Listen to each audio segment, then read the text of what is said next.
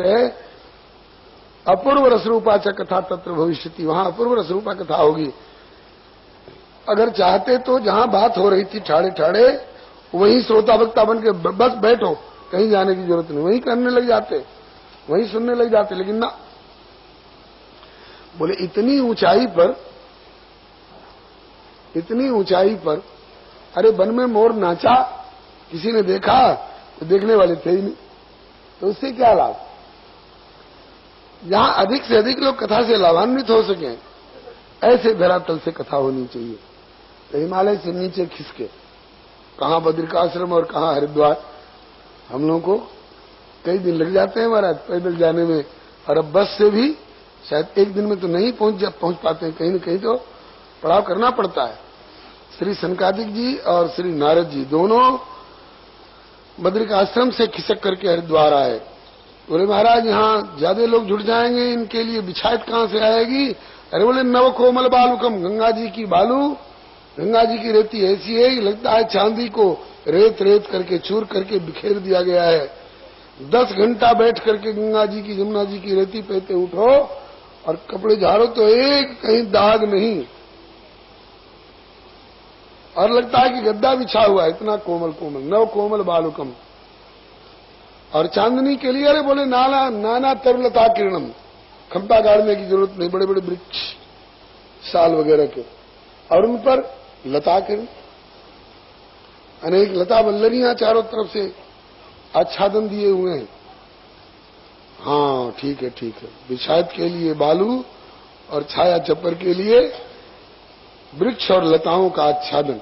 भूख लगेगी तो बोले वृक्ष फल फूल देंगे,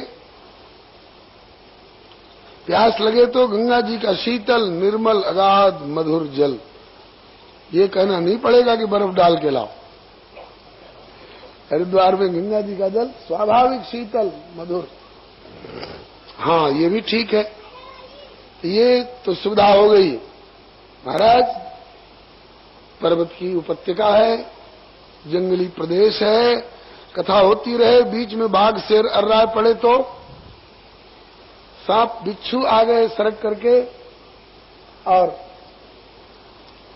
किसी पर हावी हो गए तो बोले नहीं, नाना ऋषिगणेर जुष्टम देव सिद्ध निषेवितम। ऐसे ऐसे ऋषि लोग वहां भजन करते हैं जिनके भजन के प्रभाव से जिनकी अहिंसा सिद्ध हो चुकी है। इसलिए यत समीपस्थ जीवानाम बैरम चेतसी न स्थितम, उन संतों के निकट रहने वाले जीव कभी किसी से बैर करते ही नहीं है। सहज बैर सब जीवन त्यागा, गिरि पर सकल करही अनुरागा। दूसरी जगह अगर सांप चूहा को देख ले तो उसको निगल जाए, और इन ऋषियों के आश्रम पर सांप फण काढ़े यूं खड़ा झूम रहा है और चूहा उसके मस्तक पर नाच रहा, कोई डर नहीं। बाघ बकरी एक घाट पर पानी पीते, हमने ये दृश्य अभी भी अपनी आंख से देखे हैं। करह जैसे सिद्ध स्थल पर वैसे बिलैया और कुतिया में कोई तालमेल नहीं है। बिलैया को देखे तो कुतिया झपट्टा मारती है, लेकिन हमने देखा है, श्री हरिदास जी विराजमान है, हमने भी देखे हैं, अभी भी उसकी फोटोग्राफी है करह वाले बाबा के, कि कुतिया पौड़ी हुई है और बिलैया उसके थन में लग के दूध पी रही है। हमने अपनी आंख से देखे हैं साहब।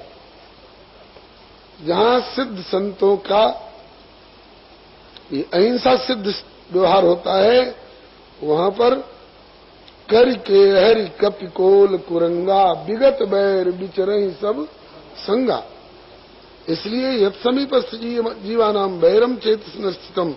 अरे बोले ठीक है बहुत बढ़िया, चलिए चलिए। कथा के लिए आए हरिद्वार में, और श्री नारद जी श्रोता बने, मुख्य श्रोता, और श्री सनकादिक जी प्रवक्ता हुए। आज जहां से चले वहीं से हल्ला मचाते चले, चलिए जो मिले चलिए, कथा होने जा रही है, चलिए कथा होने जा रही है। और कहां तक हल्ला मचा, बोले भूर लोके देवलोके ब्रह्मलोके थैव च ब्रह्मलोक तक हल्ला मच गया। अब तो इस कथा का इतना हल्ला मचा कि धावंतोप्यायु सर्वे, दौड़ दौड़ करके आने लग गए। कौन कौन? बोले प्रथमम ये च वैष्णवाः, जो भगवत परायण महानुभाव थे वे दौड़ दौड़ कर आने लग गए। पूछा गया कि दौड़ दौड़ के क्यों जा रहे, धीरे धीरे जाओ।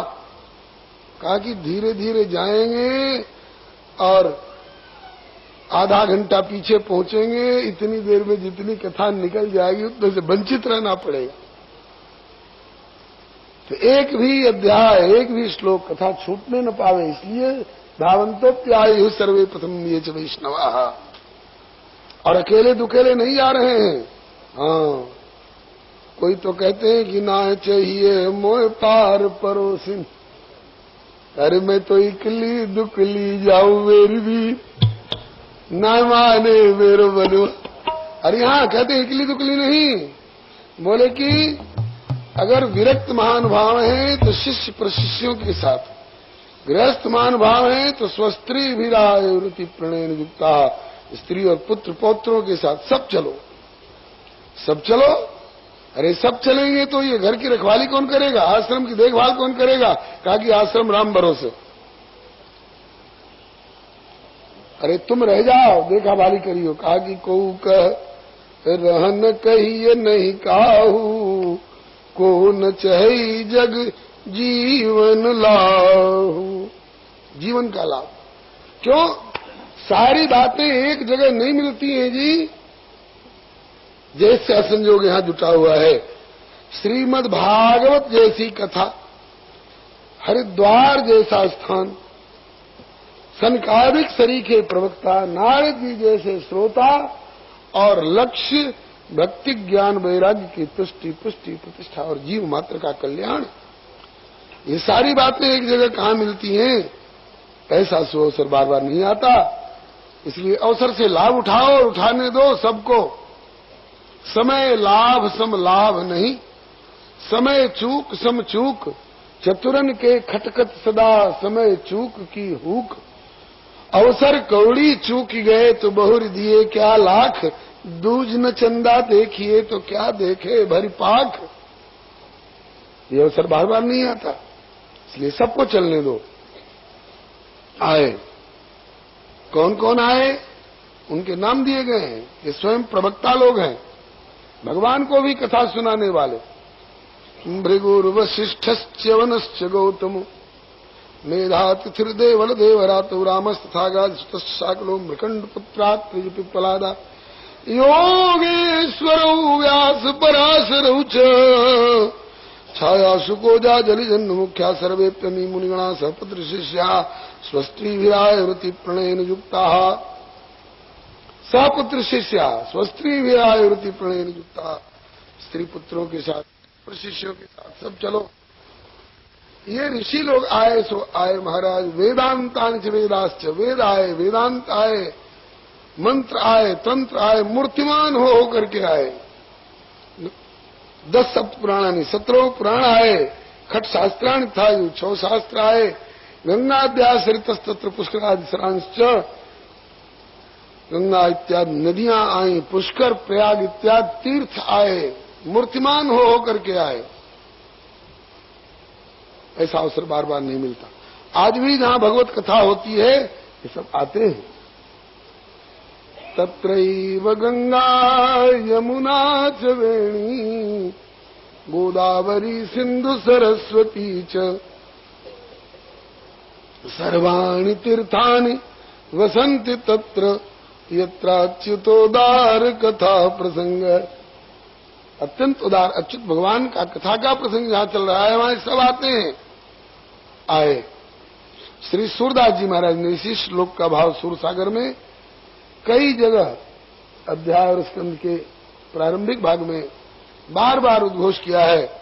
हरि हरि हरि हरि सुमिरण करो, हरि चरणार बिंदुर धरो। हरि की कथा होती है जहाँ, गंगा हूँ चली आवे तहाँ। यमुना सिंधु सरस्वती आवे, गोदावरी विलंब न लावे। सर्व तीर्थ को वासो तहाँ, कहाँ? बोले सूर हरि कथा होत है जा। सूरदास जी कहते हैं कि अद्यावधि जहां जहां भगवान की कथा होती है वहां वहां सर्व तीर्थ को वास होता है, सभी तीर्थों का वहां पर निवास होता है। खैर अभी तो आप श्री वृंदावन धाम में हैं, यहाँ की कौन कहे। अरे गए गुजरे अंग बंग कलिंगेशु कीकटे मागधेशु च, जहाँ की तीर्थ यात्रा बिना गत्वा प्रायश्चित्तम समाचरेत अथवा पुनः संस्कार में रहती, ऐसे ऐसे निषिद्ध क्षेत्रों में भी यदि कथा प्रारंभ हो जाए तो सर्वाणि तीर्थानि वसंति तत्र, सारे तीर्थ वहां पहुंचेंगे। और उस क्षेत्र में से कोई ऐसा व्यक्ति आकर के बैठ गया जो कभी भी किसी क्षेत्र में किसी तीर्थ में जाने के लिए न तो उसके पास पांव में ताकत रही, न कमर में पैसे की ताकत रही, नहीं जा पाया। लेकिन कथा आद्योपांत सुनिए श्रीमद् भागवत की, चाहे रामायण की, चाहे श्री भक्तमाल इत्यादि इन भगवदीय ग्रंथों की, और उससे फिर कोई पूछे कि आप कौन कौन तीर्थ गए हैं, तो उसे ये नहीं कहना चाहिए कि हम अभी किसी तीर्थ नहीं गए हैं, उसे कहना चाहिए कि मैं सब तीर्थ कर आया हूं, सब तीर्थ कर आया हूं। कितना खर्च लगा? बोले खर्च कुछ नहीं लगा, बोले घर से 10 कदम पर कथा हो रही थी, बस चले गए। अरे कहीं रेल मोटर से गए नहीं, पैसा खर्च हुआ नहीं, तो सब तीर्थ कैसे कर आए? अरे कहा कि मैं एक ऐसे तीर्थ में गया था जहां सर्वाणि तीर्थानि वसंति तत्र, जहां सभी तीर्थ विद्यमान थे, जहां सभी तीर्थ विद्यमान थे। कौन तीर्थ है? बोले कथा तीर्थ। तो कथा तीर्थ में सब तीर्थ विद्यमान थे और अब कथा तीर्थ में हुआ है, तो सब तीर्थ हुआ है कि नहीं हुआ? बोलो वृंदावन बिहारी लाल की। कथा तीर्थ में आने वाला सब तीर्थ कर लिया। भगवान नाम सरिता में अवगान करने वाला, नाम लिया जिन सब किया जोग यज्ञ आचार, जप तप तीर्थ पर सुधर सबे नाम की लाग। अब कथा का शुभारंभ हुआ, यथा योग्य, एक तरफ में देवता लोग, एक तरफ में ऋषि लोग, एक तरफ में माताएं बहनें, एक तरफ में भाई लोग, यथा योग स्थान मिला। कथा का शुभारंभ हुआ। श्री सनकादिक जी कहने लग गए, अथते वर्णते स्माभिर महिमा सुख शास्त्रजा यस्य श्रवण मात्रेण मुक्ति करतले स्थिता। पहले श्लोक में तो कहा कि हम श्री सुख शास्त्र, श्री सुखदेव जी के द्वारा गाया हुआ शास्त्र श्रीमद् भागवत सुना रहे हैं, जिनके श्रवण मात्र से मुक्ति तो मुट्ठी में, मुक्ति करतले स्थिता। अब बहुत लोग मुक्ति का नाम सुनकर के नाक बहुत सिकोड़ने लग जाते हैं, हमें मुक्ति से क्या लेना देना, ये कथा केवल मुक्ति दिलाती। अरे नहीं साहब, अभी आगे भी सुनिए। बोले कि सदा सेव्या श्रीमद् भागवती कथा यस्या श्रवण मात्रेण हरिश्चित्तम समाश्रय। ये तो चाहते हो ना भगवान हृदय में आकर के गिरफ्तार हो जाए। बंध गया मुझसे जाति न तोरी, मित्र ऐसी है ये प्रेम डोरी। मुझको महलों के व्यंजन न भाए, देर भिलनी के मुख से सराहे। प्रेम से लाई जो भर के झोरी, है गरीबों की ये प्रेम डोरी। जिसने लंका में डंका बजाया, आके यशोदा के आंगन बंधाया। पीछे लटके थे उखल कमोरी, ऐसी ताकत भरी प्रेम डोरी।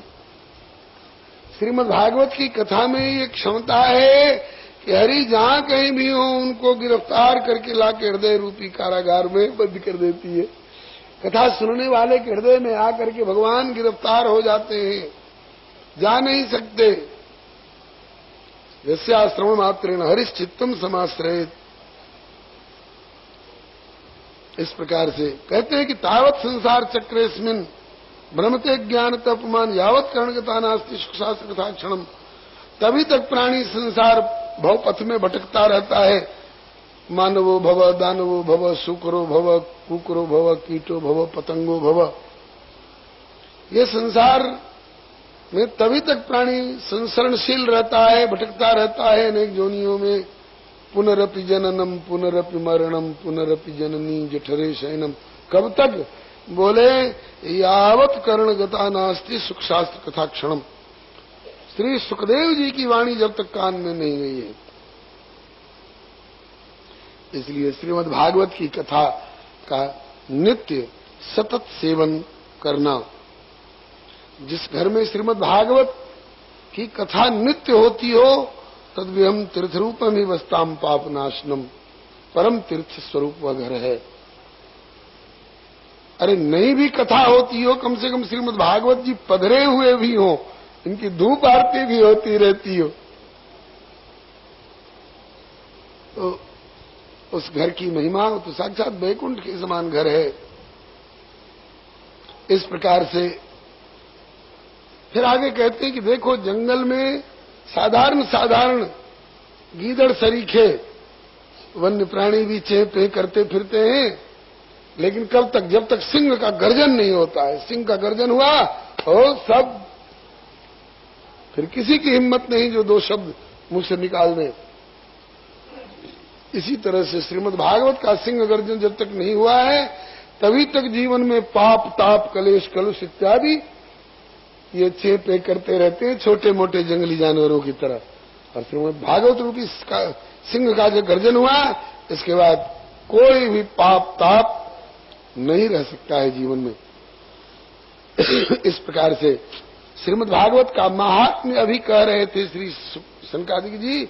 उसी समय में एक बड़ा भारी आश्चर्य हुआ, आश्चर्यजनक घटना घटी। आश्चर्य में एकम समभूत तदानीम का बोले तदुच्यते शृणु सौनकत्वम। बता रहे हैं, सुनिए उसको। क्या बोले? भक्ति सुतौ तौ तरुणौ गृहीत्वा प्रेमैक रूपा सहसा विरासित श्री कृष्ण गोविंद हरे मुरारे नामानि।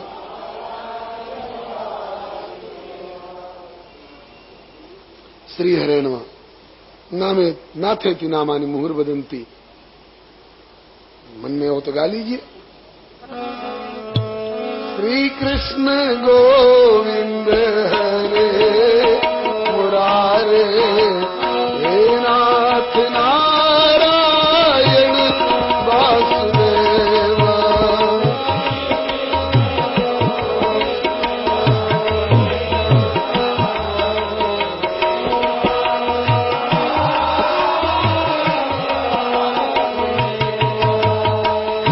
श्री कृष्ण गोविंद हरे मुरारे हे नाथ नारायण वासुदेव।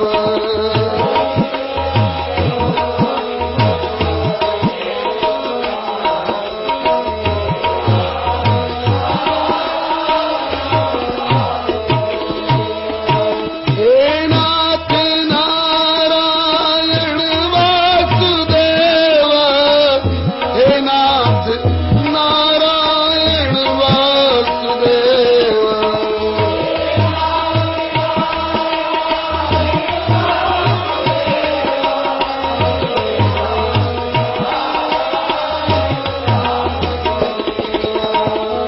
श्री कृष्ण गोविंद हरे मुरारे हे नाथ नारायण वासुदेव।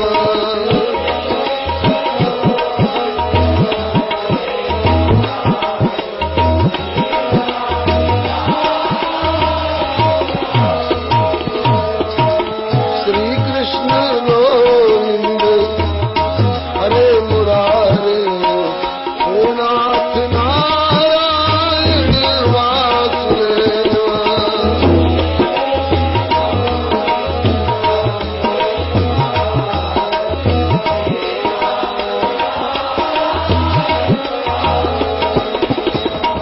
श्री वासुदेव भगवान की जय। श्री लाली लाल की जय। श्री भगवान नाम संकीर्तन की, श्री भक्ति महारानी की, श्री भक्तवत्सल भगवान की। हम लोग तो बैठे बैठे गा रहे हैं ना, भक्ति महारानी तो नाचती हुई गा रही है मीराबाई की तरह। पग घुंघरू बांध मीरा नाची रे, पग घुंघरू मैं तो अपने नारायण की, मैं तो अपने आप ही हो गई नाची रे, आप ही हो पग घुंघरू बांध नाची रे, पग घुंघरू।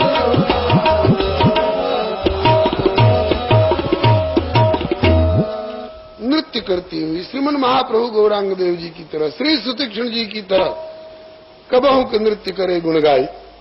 और अकेली नहीं, दोनों पुत्रों के सहित। आश्चर्य है कि नहीं? कहां तो इन विचारों को उठकर बैठने की ताकत नहीं थी। नेत्रई रनवलोकंतो जृंभंतो सालजाओ बकोत्पलितो शुष्क काष्ठ समांग को, जिनकी ये स्थिति थी, और आज भक्ति सुतौ तरुण गृहीत्वा प्रेमैक रूपा सहसा विरासित श्री कृष्ण गोविंद हरे मुरारे नाते की नामानी मोर बदंती, इस तरह से गाती हुई और नृत्य करती हुई सभा में आ गई और उन्मत्त नृत्य कर रही है। तो जो लोग नहीं पहचान पाए उन लोगों ने भर्त्सना करनी प्रारंभ करी। अरे राम राम, देखो देखो ये कौन पगली औरत आ गई, ये संतों की सभा है कि कोई विषयी लोगों की महफिल है? ये संतों की सभा में कथा के बीच में ही नाचने का क्या तुक है? भगा इस पगली को, क्यों आकर संतों की सभा में नाच रही? तो बदनाम करा देगी संतों की सभा को। लोग कहेंगे कि ये कैसे महात्मा है, ये लुगाइन को भैया बानी को नचा रहे हैं कि कथा कर रहे हैं। कथा के नाम पर जो कथा और संत समाज बदनाम हो जाएगा। भगा इस पगली को, कहां से आई? तब तक श्री सनकादिक जी ने शांत किया सबको, आप लोग शांत रहे। ये कोई साधारण प्राकृतिक पगली औरत नहीं है, ये तो वो साक्षात भक्ति महारानी है जिनकी कृपा प्राप्त करने के लिए शंकर जी अपना बागंबर फैला करके प्रभु से याचना करते हैं, बार बार वर मांगो हर्षि देहु श्रीरंग, पद सरोज अन पायनी भगति सदा सत। वही भक्ति महारानी है।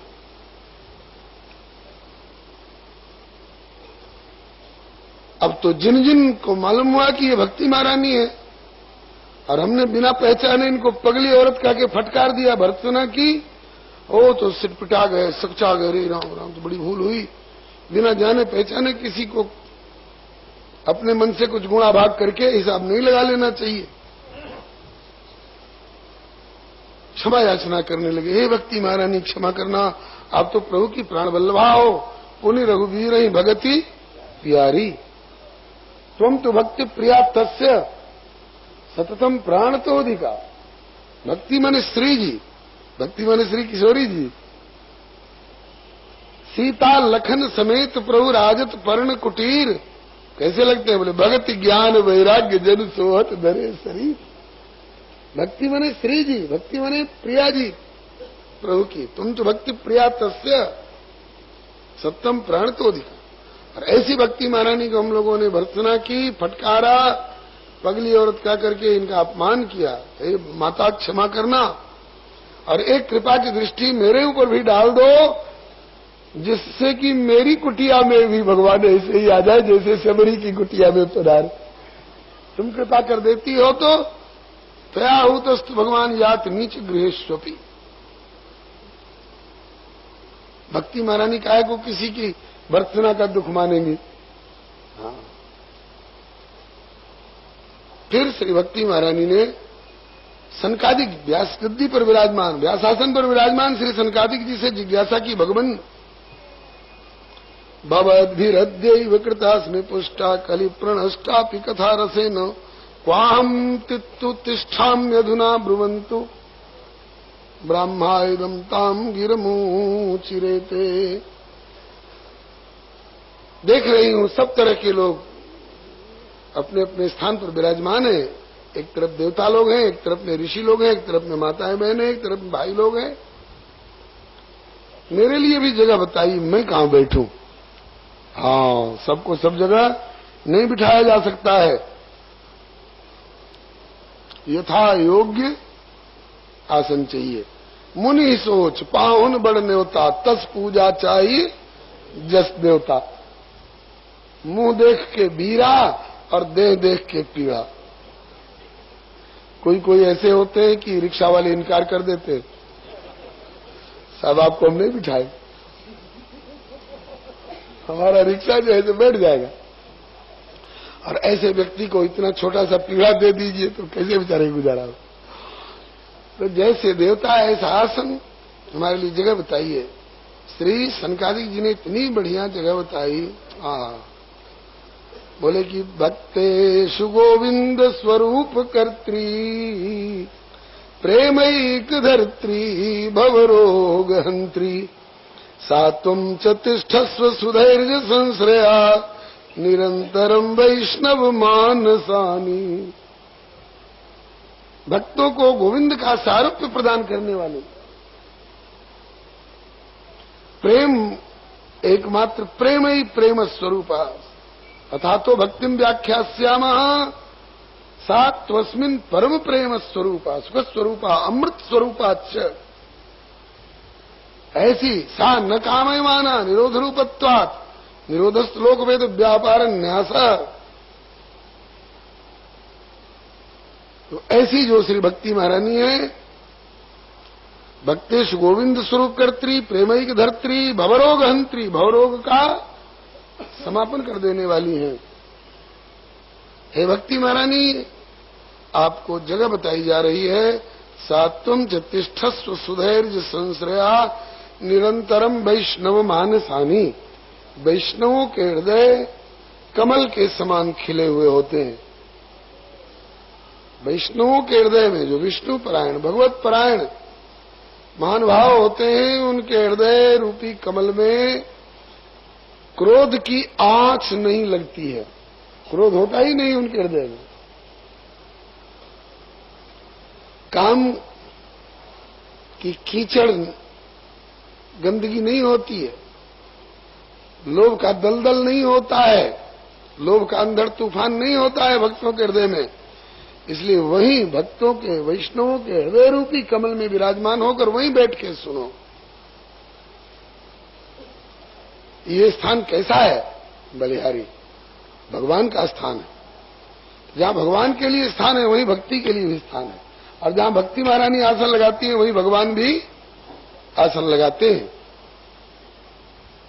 अन्याभिलाषिता शून्यम ज्ञान कर्माद्यनावृतम आनुकूल्येन कृष्णानुशीलनम भक्तिरुत्तमा। हम लोग 6 घंटा 4 घंटा 8 घंटा किसी दफ्तर का, दुकान का, खेत का कार्यभार संभालते संभालते थक जाते हैं, लौट के घर आते हैं, फिर कहते हैं कि यार कुछ खिला पिला दो और कहीं शांत एकांत स्थान में थोड़ा विश्राम कर लें। हम 6 घंटा काम करते हैं तो थक जाते हैं और शांत एकांत स्थान खोजते हैं विश्राम के लिए। कोई छेड़े नहीं, कोई जगावे नहीं। और सारी सृष्टि का कार्यकलाप हम संभालते संभालते ठाकुर को थकावट होती है कि नहीं? ठाकुर को भी थकावट होती है, इनको भी विश्राम की जरूरत होती है। हरन सकल श्रम प्रभु श्रम पाई गए जहां शीतल यमराई। विश्राम की जगह खोजते हैं। वैकुंठ में कर लेते होंगे विश्राम। वैकुंठ में कैसे विश्राम होगा? वहां तो गजराज पुकारते हैं, दौड़ो प्रभु बचाओ प्रभु।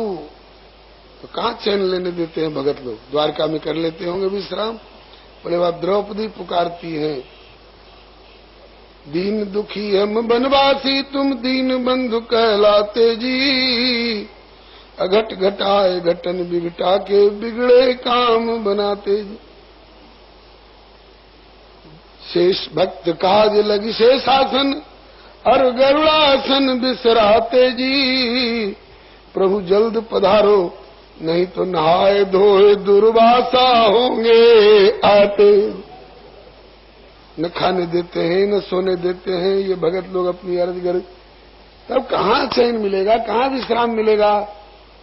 तो बोले कहीं जगह मिली, बोले कि मैंने ढूंढ लिया जहां मुझे सतत विश्राम मिलता है। वो कौन जगह है? वही जो श्री सनकादिक जी ने भक्ति महारानी को बताया। भक्तेषु गोविंद स्वरूप कर्त्री प्रेमैक धर्त्री भवरोगहंत्री सात्वम तिष्ठस्व सुधैर्य संश्रया निरंतरम वैष्णवानुसानी। इसी को प्रकारांतर से भाषांतर में दोहे में श्री रघुनाथ जी कहते हैं, बोले कि बचन कर्म मन मोरी गति, जो भजन करही निष्काम, तिनके हृदय कमल मोह करऊं सतत विश्राम। जो मनसा वाचा कर्मणा सर्वतो भावेन अनन्य भाव से मेरी ही शरण रह करके जो निरंतर भजन करते हैं और निष्काम भजन करते हैं, दीयमानम न गृहणंती। नाथ आज मैं काह न पावा, अब कछ नाथ न चाहिए मोरे। ऐसी ही जगह श्री सनकादिक जी ने भक्ति महारानी को बताई। भक्ति महारानी ने सभा पर दृष्टि डाली, सब वैष्णव ही थे। वैष्णवता दो तरह की होती है। पद्म पुराण का श्लोक है, द्विविधम वैष्णवम प्रोक्तम बाह्याभ्यंतर में च बाह्याभ्यंतर साम्यम यत् तद वैष्णव मुदार्थम बाह्यम तो शंख चक्राभ्याम आंतरम वीतरागता। बाहरी और आभ्यंतरिक क्रियात्मिका और भावात्मिका दोनों तरह की वैष्णवता, दोनों तरह की भक्ति संतुलित रूप में जिनके हृदय में विराजमान हो। वैष्णव की भी परिभाषा कई कई तरह की दी गई है। एक ही श्रीमन महाप्रभु गौरांग देव जी से कभी किसी ने पूछा, कार्य बोली वैष्णव, वैष्णव किसको बोलते हैं? तो कहते हैं कि जहार मुखे एक बार सुनी कृष्ण नाम से ही वैष्णव तार करियो सम्मान। एक बार भी जिसके मुख से भगवान नाम उच्चारण हो, कान में पड़ जाए, तुम्हारे समझने में वैष्णव है। वैष्णव नहीं होता तो इसके मुख से प्रभु का नाम निकलता ही नहीं। लेकिन ये थर्ड डिवीजन वाले वैष्णव हैं।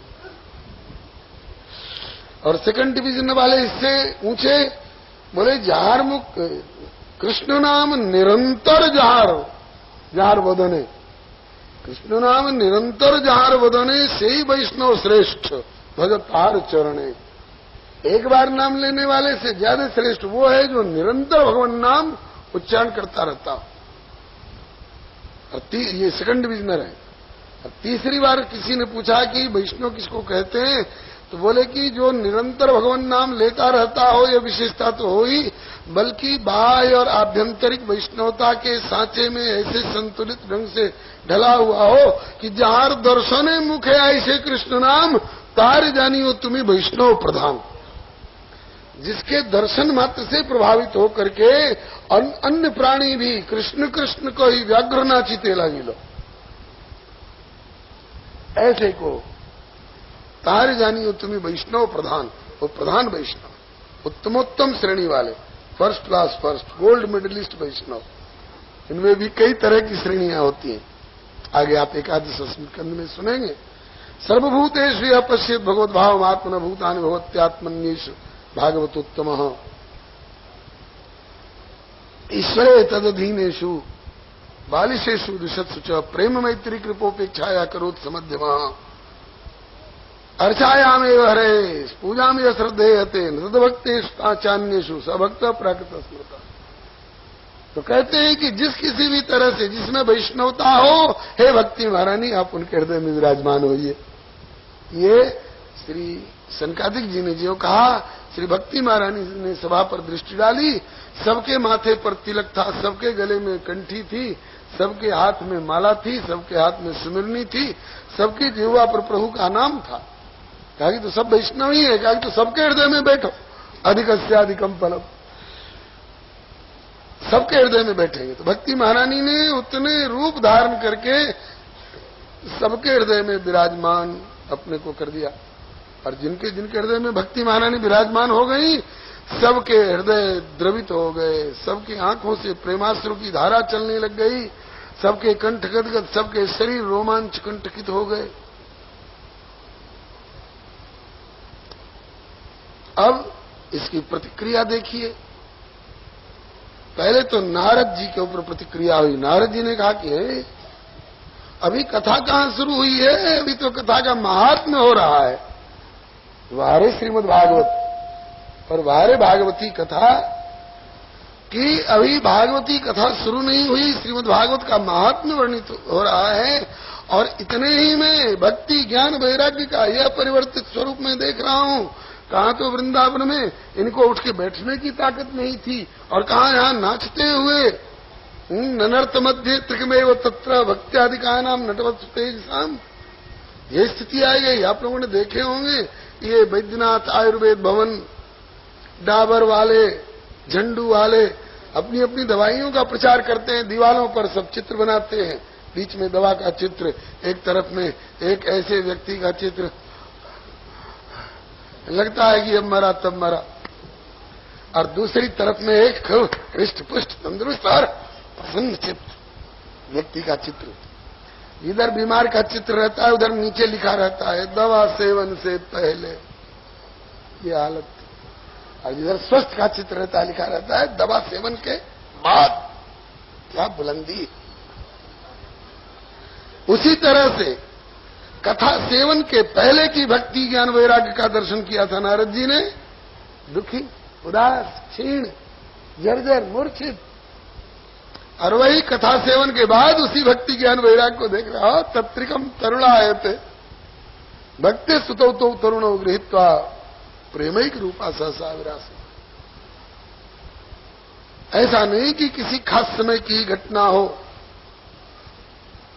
नहीं होगी किसी खास समय की ऐतिहासिक घटना भी, इसमें संदेह वाली बात मत करिएगा। लेकिन आज भी हम लोगों के हृदय के भी किसी कोने में भगवान के द्वारा दिए हुए भक्ति ज्ञान वैराग्य वाले संस्कार प्रसुप्त रूप में, मूर्छित रूप में, जर्जर रूप में हैं, पड़े हुए। जब तक हम कथा के संपर्क में नहीं आए हैं, तब तक हमारे हृदय वाले ज्ञान भक्ति और वैराग्य भी प्रसुप्त और जर्जर और मूर्छित स्थिति में है, पड़े हुए किसी कोने में। कथा सुने, कथा सुनने के बाद ये लगता है कि साहब को भी कुछ मिल गया, हमारी हृदय वाली भक्ति पुष्ट हो गई, ज्ञान वैराग्य एकदम उठ के खड़े हो गए, तगड़े हो गए। अब नारद जी आंखें फाड़ फाड़ करके देख रहे हैं, ये वही भक्ति महारानी है जो माथे पर यूं करके रो रही थी वृंदावन में। ये वही ज्ञान और वैराग्य हैं जो यूं पड़े हुए थे अचेत। बोले हाँ जी वही है। बड़ा चमत्कार निकला भाई कथा में। ये कथा का रस जो है बड़ा चमत्कार पूर्ण रस सिद्ध हुआ। ये तो हमने प्रत्यक्ष देखा। और इसकी और प्रतिक्रिया देखिए, इसकी प्रतिक्रिया वैकुंठ तक हुई। भगवान अथ वैष्णव चित्तेषु दृष्ट्वा भक्तिमलौकिकीं निजलोकं परित्यज्य भगवान भक्तवत्सलः वनमाली घनश्यामः पीतवासा मनोहरः कांची कलापुरुषरो लसन्मुकुटकुण्डलः त्रिभंगललितश्चारुकौस्तुभेन विराजितः कोटिमन्मथलावण्यो हरिचंदन चर्चितः परमानंद चिन्मूर्तिर्मधुरो मुरलीधरः आविवेश स्वभक्तानां हृदयान्यमलानि च। भगवान अपना धाम छोड़ करके दौड़ करके आए। उस सभा में वैष्णवों की का जमघट और प्रत्येक के हृदय में भक्ति ज्ञान वैराग्य को देख करके भगवान से धाम में नहीं रहा गया, धाम से दौड़ करके आए। और जिनके जिनके हृदय में भक्ति देखी, उनके उनके हृदय में भगवान अंतर्जामी रूप से तो पहले से भी थे, लेकिन अब तो सगुण साकार होकर के और प्रत्यक्ष विराजमान हो गए भक्ति महारानी के साथ गलबैया दे करके। एक बार हमरे राम अयोध्या जा रहे थे, रास्ते में कहीं किसी स्टेशन पर गाड़ी बदलनी पड़ गई। वहां स्टेशन पर प्लेटफार्म पर बेंच पर बैठे हुए थे, एक सज्जन आए और मेरे पास बेंच पर बैठते हुए, मैं भी यहां बैठ जाऊंगा, बैठिए साहब। बोले कि आपको कहां जाना है, उन्होंने पूछा। हमने कहा श्री अवध। उन्होंने पूछा श्री अवध कहां है। हमको आश्चर्य हुआ कि श्री अवध का निकटवर्ती व्यक्ति पूछ रहा है अवध कहां है। इसका मतलब कि ये भौगोलिक धरातल से नहीं पूछ रहा है, किसी और धरातल से पूछ रहा। मैंने कहा कि अवध ताज राम निवासु।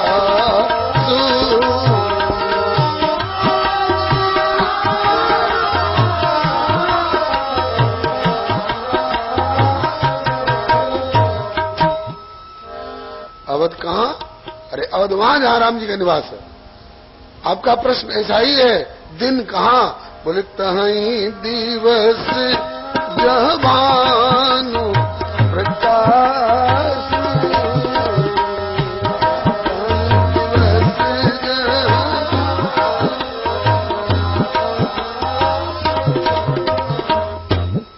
जहां वही दिन, ऐसे ही जहां भक्ति वहां भगवान, और जहां भगवान वहीं अवध, वहीं वृंदावन। ध्यान घन श्याम का दीवाना बना देता है, बाग दुनिया को भी वीराना बना देता है। शमाए इश्क ने ओ दिल मेरा किया रोशन, शमाए इश्क ने ओ दिल मेरा किया रोशन, दिनों दुनिया को भी परवाना बना देता है, दिनों दुनिया को भी परवाना। अरे यार यहाँ क्या पड़े हो, चलो देखो कैसा मरकरी ट्यूबलाइट और झाड़ फान सजावट हो रही, तो क्या यहाँ अकेले में पड़े, तुम जाओ। आप नहीं जाओगे? काम नहीं जाते, क्यों नहीं जाओगे? बोले कि बिहार सांवले सरकार का मेरे दिल को ही, बिहार सांवले सरकार का मेरे दिल को ही, मेरे दिल को ही कभी गोकुल कभी बरसाना बना दे, कभी गोकुल कभी गोकुल कभी बरसाना बना देता है, कभी गोकुल कभी गोकुल कभी बरसाना बना देता है, कभी अवध तहां जहां राम निवासु, अवध तहां कहीं दिवस जहां भानु प्रकाशु, कहीं दिवस।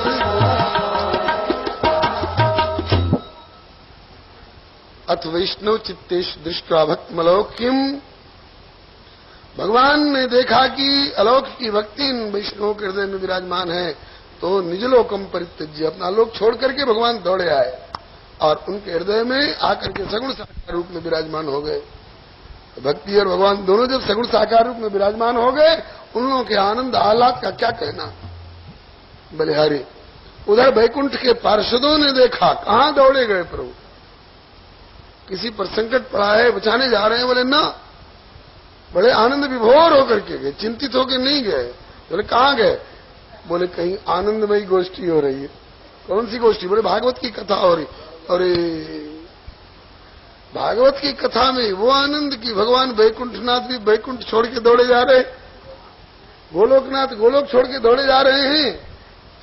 जब भगवान चले गए कथा में, सत्संग में, तभी तो कहते हैं ना हम बसामि वैकुंठे योगिना हृदय न च मद्भक्ता यत्र गायन्ति तत्र तिष्ठामि नारद। जब भगवान सत्संग गोष्ठी में कथा में दौड़े जा रहे हैं, इसका मतलब कि कथा का आनंद वैकुंठ के आनंद से भी ज्यादा तगड़ा आनंद है। तभी तो श्री कबीरदास जी कहते हैं कि आवा बुलावा राम का तो कबीरा दीना रोए, क्योंकि जो सुख है सत्संग में सो वैकुंठ न हो। तो कहा कि जब भगवान धाम छोड़ करके धरती पर चले गए तो हम धाम में बैठे क्या करेंगे? हम किसको पंखा जलेंगे? हम किसके ऊपर चमड़ डुलावेंगे? चलो वहीं चलो। तो वैकुंठ वासिनो ये च वैष्णवा उद्धवादय। वैकुंठ का मतलब कोई संकीर्ण अर्थ नहीं लेंगे। साकेत वैकुंठ, गोलोक वैकुंठ, ये सब वैकुंठ ही है। कुंठा से रहित भगवत धाम, मायाजन्य विकार से रहित भगवत धाम। तो भगवान धाम छोड़कर चले गए तो भगवान के पार्षद भी वैष्णवा उद्धवादय, ये वैकुंठवासी लोग हैं। उद्धव जी हैं, प्रहलाद जी हैं, ये लोग भी दौड़ दौड़ के आए। और कैसे आए? बोले कि गूढ़ रूपेण संस्थिता, छिप करके, साधारण लोगों जैसा भेष बना बना करके। और चतुर्भुज रूप में आते ना तो सब लोग इन्हीं की ओर देखने लग जाते, ये कौन है, कहां से आए, कैसे आए। इसलिए कथा में ऐसे ढंग से मत जाओ कि कथा से ध्यान हटकर सब आप ही को देखने लग जाए। हाँ, ग्वालियर वाले बाबा 3 उदाहरण देते। करा वाले बाबा, बकरी को प्यास लगती है, सरोवर के किनारे जाती है, सरोवर में प्रवेश नहीं करती है, जल के तट पर जाकर अपने आगे वाले दोनों पैर का घुटना मोड़ करके पानी पी लेती है, चल देती है। पानी गंदा नहीं हुआ। गाय पहुंचती है तो पिछले पैर बाहर रहते हैं जमीन पर, और आगे वाले केवल 2 पैर 1 कदम आगे जमीन जल में रखती है और फिर मुंह डाल के पानी पी लेती है, निकल के चली जाती है। पानी गंदा नहीं होता। और भैंस आती है तो अरे राम, उसका बस चले तो पूरे तालाब को पानी नहीं रहने दे, कीचड़ बना दे। तो बाबा कहते हैं कि कथा में बकरी अथवा गाय की तरह आना चाहिए, भैंस की तरह नहीं आना चाहिए। ये नहीं कि आए सबसे पीछे और बैठेंगे सबसे आगे, इनको लांघते और उनको कुचलते और उनको अपमानित करते। नहीं हो सकता है इनमें कहीं हनुमान जी बैठे हो, कहीं प्रहलाद जी बैठे हो, कहीं उद्धव बैठे हो, इनमें कहीं लक्ष्मी, कहीं सरस्वती, कहीं पार्वती बैठी आती है, किसी का अपमान न हो जाए, इसलिए गूढ़ रूपेण संस्थिता। शंकर जी भी जाते हैं कथा सुनने के लिए नीलगिरी पर्वत पर, वहां पक्षियों का समाज होता है। सुने सकल मति विमल मराला, इसलिए शंकर भगवान कहते हैं कि मैं डमरू त्रिशूल लेकर नहीं जाऊंगा कथा सुनने के लिए। कैसे जाओगे? बोले मैं कछु काल मराल तनु धरित कीन निवास। भले महामहिम ईश्वर है, लेकिन हम पक्षी का रूप धर करके उनके समाज में से कोई पहचानने न पावे, किसी का ध्यान कथा से हटकर मेरी और आकृष्ट न होने पावे। इसलिए तत्कथा श्रवणार्थम से गूढ़ रूपेण संस्थिता। जय जयकार मच गया। बोलो भक्तवत्सल भगवान की जय, श्री भक्ति महारानी की जय। नारद जी ने कहा कि ओहो, मेरा कथा का आयोजन करना सचमुच में सफल हो गया। एतदर्थम तो सत्कर्म सुरर्षे तुम समाचार, वो काम सफल हो गया। जय श्री राम, हो गया काम। बोलो भक्तवत्सल भगवान की। हो गया ना काम। क्या काम था? यही काम था। नारद जी ने कहा था कि आपके दोनों पुत्रों की कमजोरी, बुढ़ापा और मूर्छा सब दूर होगी, और दोनों पुत्रों सहित आपकी घर घर में और व्यक्ति व्यक्ति के हृदय में प्रतिष्ठा करूंगा। हुआ कि नहीं? हो गया। आज तक होता चला आ रहा है। ये नारद जी का संकल्प पूरा हो रहा है। मानो कल युगी इतिहासांतर्गत वह दिन आया था, जब हरिजन की कौन कहे विमुखों ने हरि गुण गाया था। जब श्री रामानंद कबीर सूर तुलसी का आविर्भाव हुआ, श्रीहित हरिवंश चंद्र कृत हरिभक्ति का प्रकट प्रभाव हुआ। श्री रामानुज शंकराचार्य ने भक्ति हेतु तन धारा था। यहाँ तक कि श्री कृष्ण चंद्र ने गौरचंद्र बन भक्ति सुजस विस्तारा था। श्री समर्थ गुरु रामदास रैदास दीवानी मीरा जी, नरसी नानक नाम देव ने भक्ति कीर्ति कर दी ताजी। इस प्रकार मुनि नारद की हो गई सत्य श्री मुखबानी। ये नारद बाबा का संकल्प है। रद्द कैसे हो जाएगा? आज उन समस्त सभा के श्रोताओं को भक्ति और भगवान की उपलब्धि देख करके और उनकी दशा देख करके नारद जी बहुत प्रसन्न हुए। मेरा कथा का आयोजन करना सफल हुआ। लेकिन तुरंत एक और प्रश्न कर बैठे, एक और तरफ ध्यान चला गया। कहने लग गए कि भगवान, आज तो मैंने अलौकिकोयम महिमा मुनीश्वरा सप्ताहजन्योद्य विलोकितो मया मूढ़ा सठाये पशु पक्षिणोत्र सर्वेपि निष्पाप्तमा भवंती। यहाँ के वैष्णव मानव लोग जो हैं वो तो कृत्यता का अनुभव कर ही रहे हैं महाराज। यहाँ के पशु पक्षी भी हमको तो कृतकृत्य जैसे लग रहे हैं। मानुष हो तो वही रस खान, बसों ब्रज गोकुल गांव की ग्वारन, जो पशु हो तो कहा बस मेरो चरो नित नंद की धेनु उजारम। वाहन हो तो वही गिर को तो धर्यो कर छत्र पुरंदर धारण, और जो खग हो तो बसेरो करो नित कालिंदी कूल कदम्ब की डारन। उर ऊपर नित्य रहूं लटकाए अपनी बनमाल का फूल बना दे, लहरें टकराती रहे जिससे वह पुण्य कालिंदी का कूल बना दे। कर कंज से थामे रहो जिसको उस वृक्ष कदम्ब का मूल बना दे। पद पंकज तेरे छुएंगे कभी, ब्रजराज मुझे ब्रज धूल बना दे। जहाँ भगवान की भक्ति, जहाँ भगवान के भक्त, जहाँ भगवान की कथा, वहाँ के मूढ़ा सठा ये पशु पक्षिणोत्र सर्वेपि निष्पापतमा भवंती। धन धन वृंदावन की चेटी, महाप्रसाद को किनका लेके जाए विले में बेटी।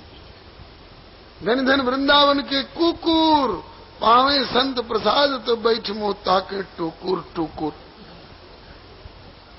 मूढ़ा सठा ये पशु पक्षिणोत्र सर्वेपि निष्पाप्तमा भवंती। तवदास्य सुखैक संगिनाम भवने स्वस्त्वपि कीट जन्म इतरा अवस्थे सुनाथ मास्मभूत अपि में जन्म चतुर्मुखा।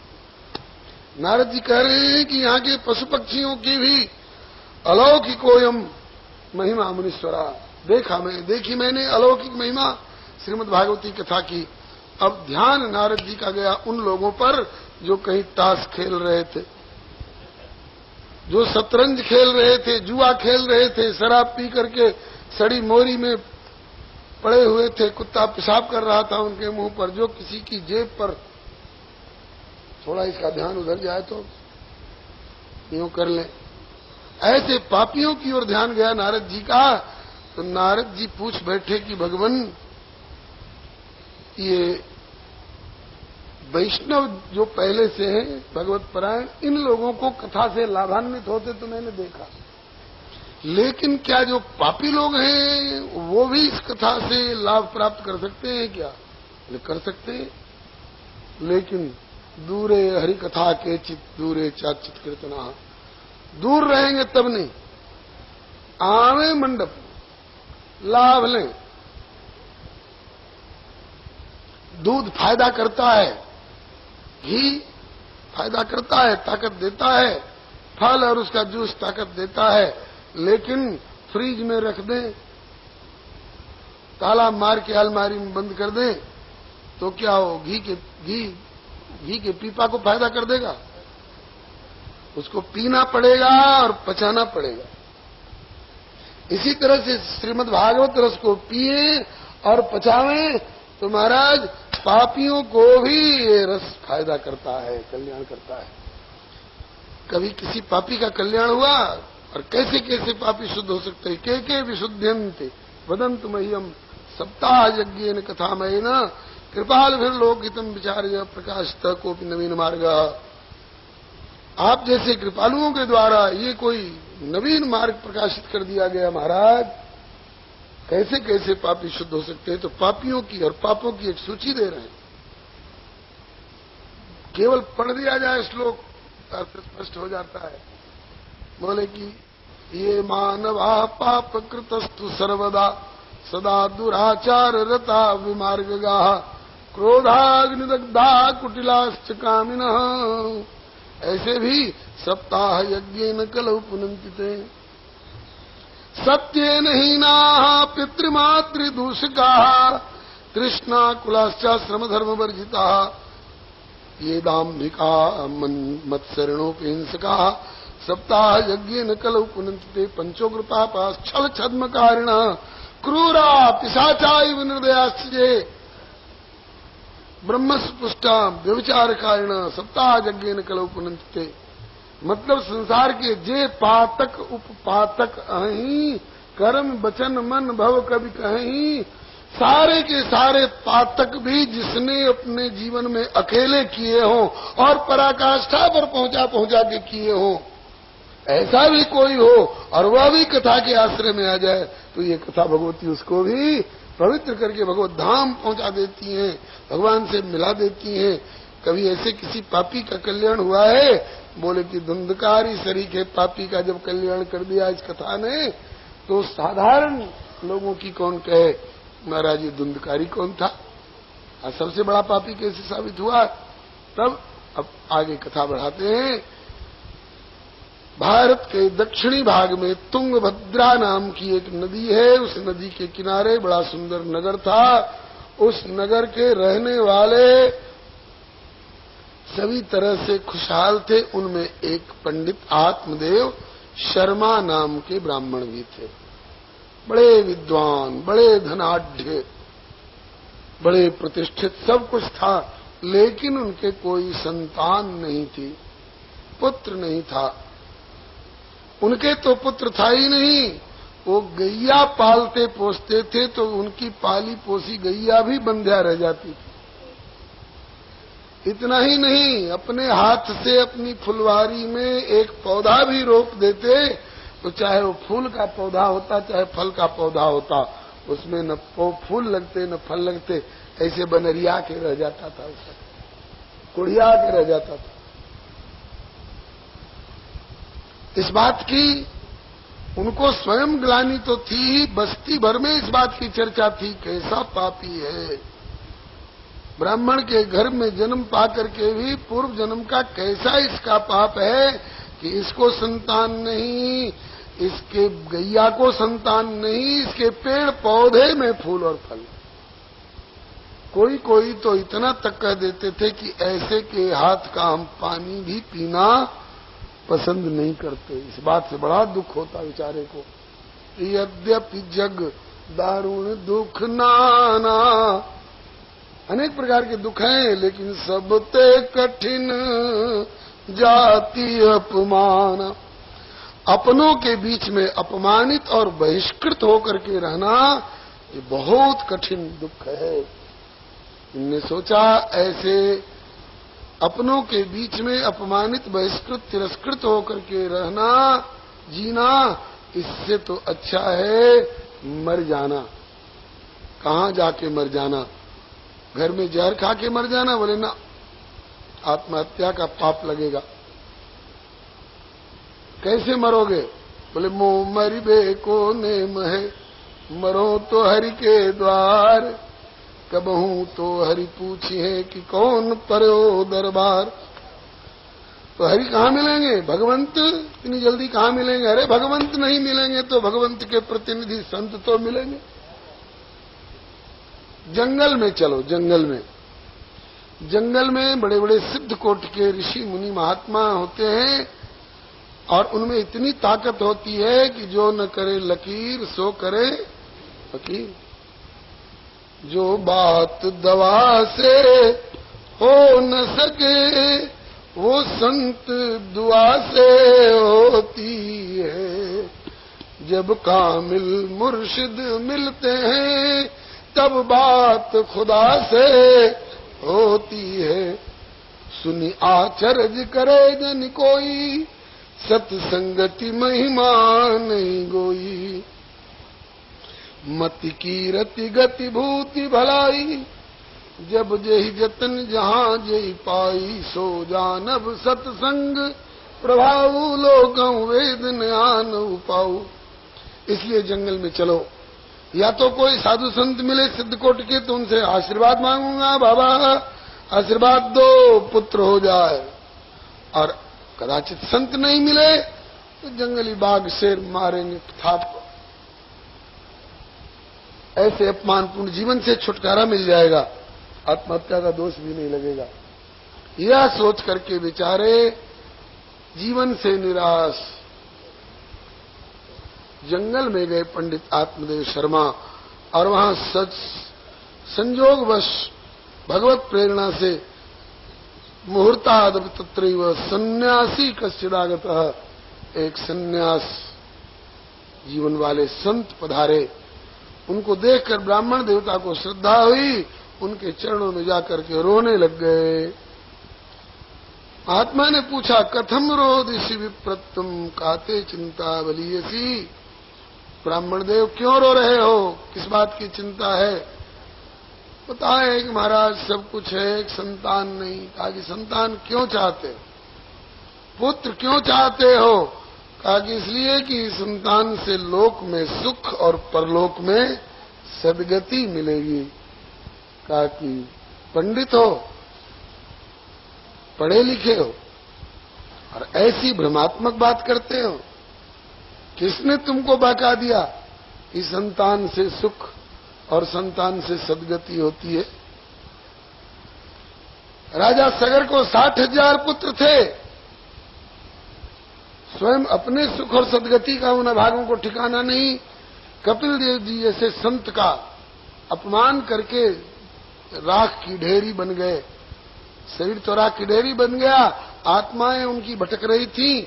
वो तो धन्य भगीरथ जैसा वंशज उत्पन्न हुआ, जो गंगा जी को ला करके उनका उद्धार कराया। नहीं तो पता नहीं कितने करोड़ों वर्षों तक, कि करोड़ों कल्पों तक वही पड़े रहते। तो 60,000 पुत्रों से क्या सुख और क्या सद्गति बेचारे सगर को प्राप्त हो सकती थी। धृतराष्ट्र जैसे नेत्रहीन पिता को दुर्योधन दुशासन सरीखे 100 पुत्र थे, लेकिन एक भी इस तरह के थे जो कि अपने पिता को लोक में सुख और परलोक में सद्गति दिला सकते नहीं। और शबरी और भीष्म पितामह, इन्होंने कितने संतान प्राप्त किए, कितने संतान उत्पन्न किए, लेकिन बिना संतान उत्पन्न किए भीष्म पितामह को और शबरी माता को जो गति प्राप्त हुई, जो सुख और सद्गति प्राप्त हुई, 1000-1000 बेटे वाले नहीं प्राप्त कर सकते। सुख चाहते हो तो सुख सागर भगवान का भजन करो, उनका चरणाश्रय लो। गति होगी राम गुण गाए से, गति होगी